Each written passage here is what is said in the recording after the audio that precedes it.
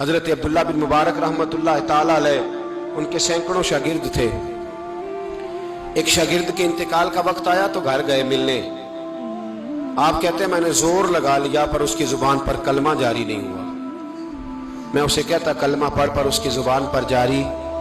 اللہ اکبر، بہت بڑی نعمت ہے. دعا فرمائیں اللہ ایمان کی موت عطا فرمائے، ایمان کی موت دے، اللہ کرے ایمان کی موت دے. ایسے بھی لوگ دیکھے ہیں، مسجد نبوی ہے، رسول اللہ کا شہر ہے، سر سجدے میں ہے، روح پرواز کر گئی.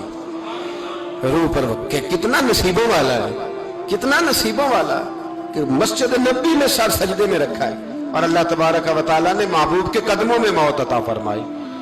تو حضرت عبداللہ بن مبارک کہتے ہیں میں نے اس کو کہا کلمہ پڑھ تو اس کی زبان پہ جاری نہیں ہوتا. میں بار بار کہتا تو وہ منت کرتا، کہتا حضور میں کوشش کرتا ہوں جاری نہیں ہوتا. فرماتے میں پریشان ہو کے اٹھا، ابھی میں دروازے پہ پہنچا تھا اس نے چیخ ماری اور روح پرواز کر گئی. بچے رونے لگے، بیوی رونے لگی. تو میں نے اس کی بیوی سے کہا کہ جرم کیا کرتا تھا، اتنا بڑا پاپی پہ کلمہ جاری نہیں ہوا. اس کی زوجہ کہنے لگی حضرت جی 2 گناہ تھے اس کے.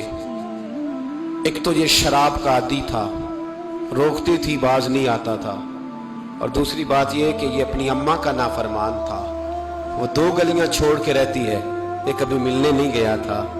اس بوڑھی کا کلیجہ اس کی طرف سے بڑی تکلیف میں تھا.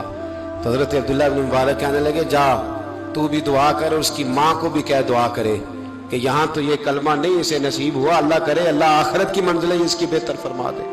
میرے بھائی ایسے گناہ حضرت مالک بن دینار نے توبہ کی.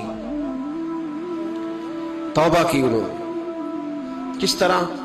فرماتے میں نشے کا عادی تھا، کسی نے مجھے کہا کہ بطور دوائی شراب پی لو تو میں نے پی لی.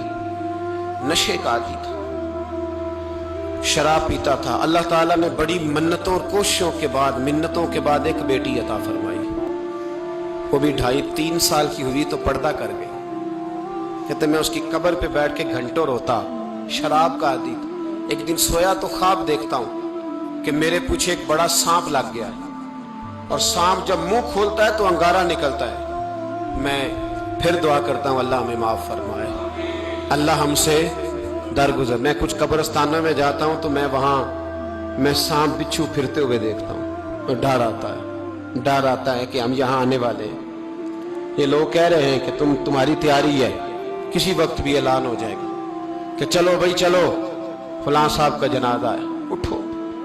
لوگ کہتے ہیں جلدی کرو، اور ایک کونے میں ایک شخص یہ بھی کہتا ہے کہ دیگ بھی رکھ لو مہمان بڑے جمع ہو گئے. اور ایک کونے میں لوگ یہ بھی کہتے ہیں کہ برف ٹھنڈی لے آؤ، لوگوں نے پانی بھی پینا ہے. پہلے اعلان ہوتا ہے کہ فلاں فوت ہو گیا، پھر اعلان ہوتا ہے جنازے کا ٹائم ہو گیا، پھر اعلان ہوتا ہے جنازہ اٹھایا جائے گا، اور پھر بات ختم ہو جاتی ہے. پھر کل من علیہ فان، پھر کوئی نہیں پوچھنے آتا. ختم ہو گئے، قصہ ہی ختم ہو گیا. ان لوگوں کی کہانی مٹ گئی، ختم ہو گئے. بڑے بڑے کج کلا، کوئی پوچھنے والا نہیں. موت کا راج ہے، راج ہے موت کا راج. موت راج کرتی ہے بس، اور کسی کا راج نہیں. وہ راج کرتی ہے، جدھر جاتی ہے اسی کا راج ہے، راج کر رہی ہے. تو حضرت مالک بن دینار کہتے ہیں قبرستان میں نے دیکھا، میں خواب دیکھتا ہوں بڑا اژدہا، اس کے منہ کے اندر آگ میرا پیچھا کر رہا ہے. کہتے میں خواب دیکھ رہا ہوں. میں دوڑا، لیکن وہ اژدہا جب میں دوڑا تو میرے آگے آ کے کھڑا ہو گیا. میں مشرق کو دوڑا تو وہاں بھی آ گیا، مغرب کو دوڑا تو وہاں بھی آ گیا. جناب مالک بن دینار کہتے ہیں ایک بوڑھا شخص کمزور مجھے بچانے آیا، پر اس اژدہا نے پھونک ماری تو وہ بوڑھا آدمی دور جا گرا.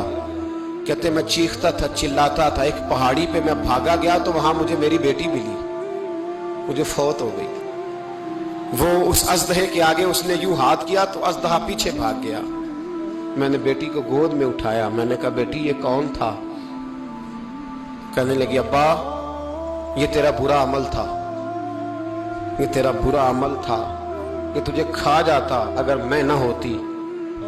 تو کہا یہ بوڑھا جو مجھے بچانے آیا یہ کون تھا؟ کہا یہ تیرا اچھا عمل تھا، پر کمزور بڑا تھا، تھوڑا تھا، یہ تیرے برے عمل کا مقابلہ کرنے کی ہمت نہیں رکھتا تھا. حضرت مالک بن دینار کہتے ہیں میری بیٹی نے خواب میں میری داڑھی پکڑ لی اور کہنے لگی ابا میں چاہتی ہوں تو صحیح ہو جا، ایسا نہ ہو کہ پھر تیرے پیچھے یہ اژدہا لگ جائے حضرت مالک بن دینار کہتے ہیں جب میں سو کے اٹھا تو میری داڑھی آنسوؤں سے بھری ہوئی تھی، پھر اس کے بعد میں نے توبہ کی، اس طرح کی توبہ کی کہ پھر میں نے کوشش کی کہ دوبارہ میں اپنے رب کی نافرمانی نہ کروں۔